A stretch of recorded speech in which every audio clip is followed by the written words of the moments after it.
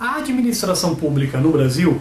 possui uma estrutura bastante complexa. Nesse sentido, conforme o disposto no artigo 37, caput da Constituição Federal, a administração pública no Brasil encontra-se dividida em dois grandes segmentos. Primeiramente, a chamada administração pública direta ou centralizada, que é composta basicamente pelo eixo central do Estado e que é composta pela União, pelos Estados-membros, pelo Distrito Federal e pelos municípios. São as chamadas entidades estatais. Essas, por sua vez, são integradas por órgãos públicos. Os órgãos, basicamente, são centros de competência especializada, diga-se, não possuem personalidade jurídica própria, são núcleos especializados em determinada atuação, em determinada área da administração pública, e os órgãos, por seu turno,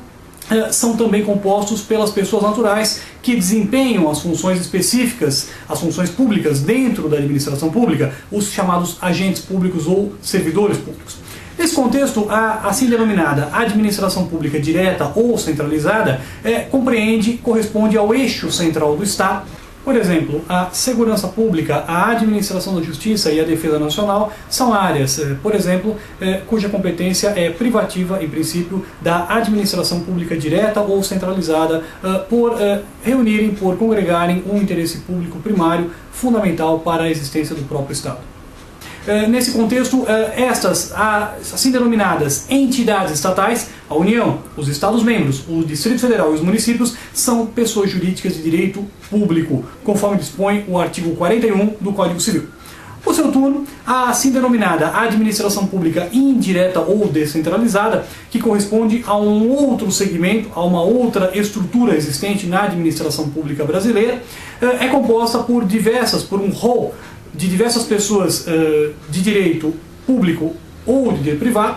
e que possuem personalidade jurídica própria e que se encontram indiretamente ligadas à administração pública direta. Nesse contexto, integram a denominada administração pública indireta ou descentralizada as autarquias, as fundações públicas, as agências, as associações públicas. Essas quatro primeiras, consoante o disposto ainda no artigo 41 do Código Civil, são pessoas jurídicas de direito público, portanto, gozam dos mesmos benefícios e do mesmo tratamento legal dado à União, aos Estados-membros, ao Distrito Federal e aos municípios, respectivamente, respeitadas algumas exceções legais, mas, enquanto pessoas jurídicas de direito público, gozam, grosso modo, dos mesmos tratamentos e dos mesmos privilégios conferidos às pessoas de direito público da administração direta ou centralizada, ainda que,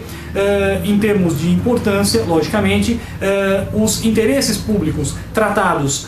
pela administração pública direta, pela União, pelos Estados-membros, pelo Distrito Federal, pelos municípios, sejam de magnitude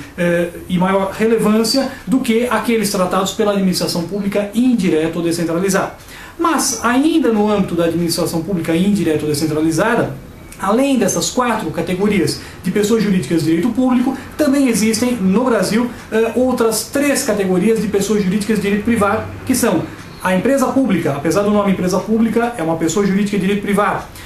a sociedade de economia mista também, e as denominadas entidades paraestatais,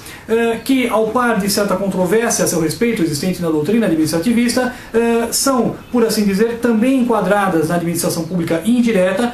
e são os denominados serviços sociais, como o SESI, o SENAI, o SENAC. Essas, por exemplo, essas três últimas categorias de pessoas jurídicas, não obstante integrarem a administração pública indireta ou descentralizada, são pessoas jurídicas de direito privado e, portanto, não gozam dos mesmos privilégios conferidos pela lei e pela Constituição Federal às pessoas jurídicas de direito público. No entanto, encontram-se sujeitas à maioria, se não a quase todos, os deveres impostos pela Constituição Federal e pela legislação à administração pública direta, consoante o disposto no artigo 37 da Constituição Federal. Por exemplo, a obrigação de realizar licitação, que prevalece para praticamente todas as modalidades, com algumas peculiaridades com relação às sociedades de economia mista. Também a questão do concurso público, a obrigatoriedade de admissão dos seus funcionários mediante concurso público, que também, grosso modo, prevalece, ainda que as entidades paraestatais devam realizar processo seletivo e não concurso público de provas e títulos, conforme já decidiu o Tribunal Superior do Trabalho. No entanto, posso dizer que, grosso modo,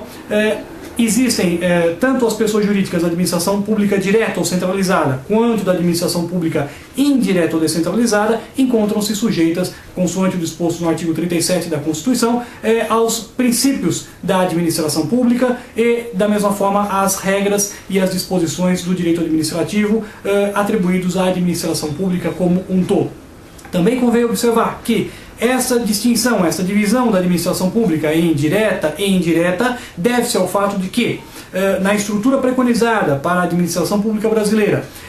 enquanto a administração pública direta ou centralizada reúne, trata daquelas questões prioritárias da existência do próprio Estado e assim consideradas como compreendendo o denominado interesse público primário, na administração pública indireta ou descentralizada, as pessoas jurídicas que a integram cuidam de questões secundárias, ainda que ensejadoras, ainda que correspondentes ao interesse público, mas questões de ordem secundária no âmbito da administração pública e que compreendem o assim denominado interesse público secundário.